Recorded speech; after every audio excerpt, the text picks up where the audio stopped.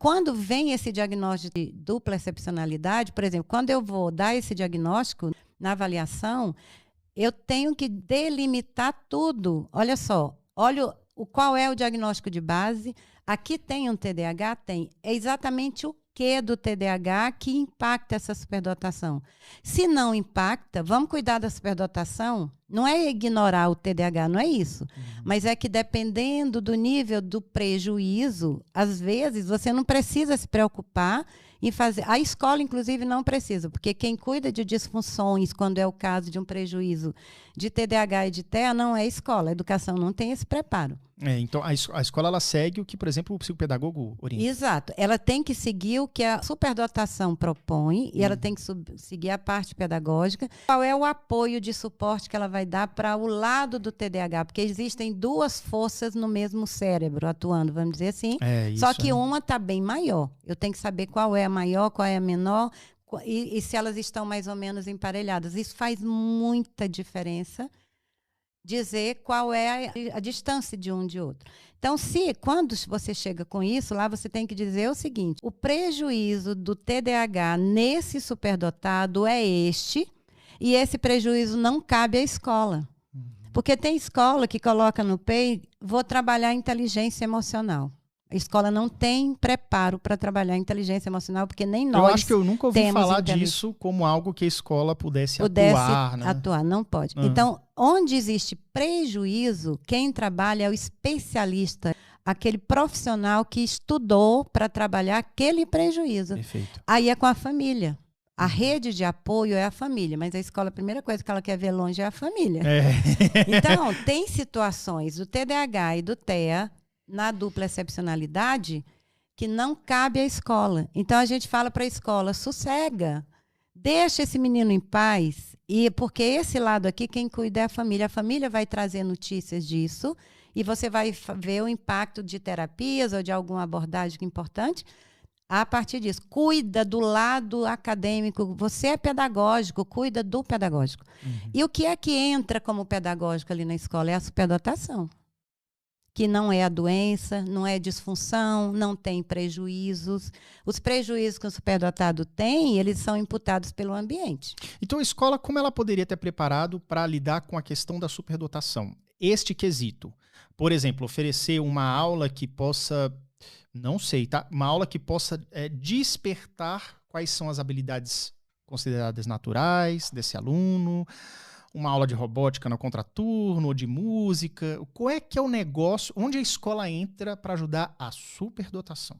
Quando a gente fala da extracurriculares, a gente está falando do contraturno, do que está fora da sala de aula.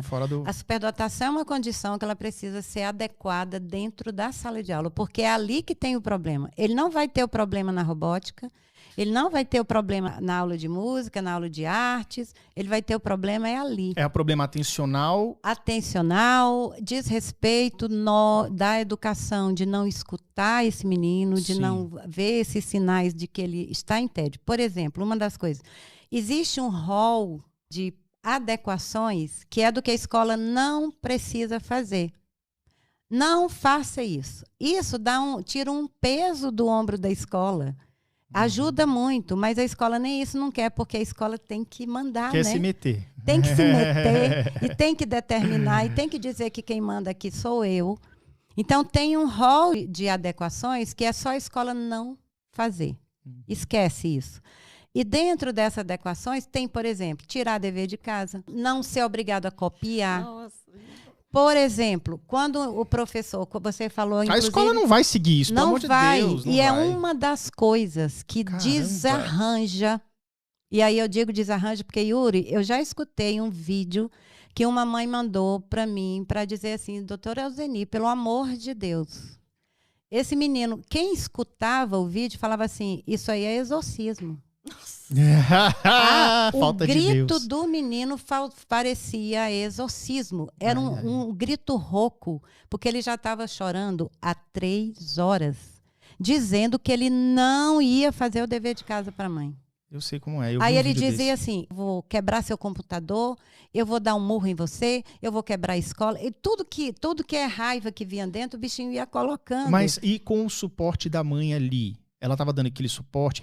Ela estava escutando ele só. Mas antes, o gatilho foi ela pedir que ele fizesse o dever de casa. E eu quero deixar claro, gente, pode pensar assim, mas dever de casa é uma coisa tão simples. O dever de casa pode ser um gatilho emocional que leva uma criança a bater a cabeça na parede. Isso eu estou dizendo porque eu já vi. Por quê? Ele escuta o conteúdo que ele já sabe.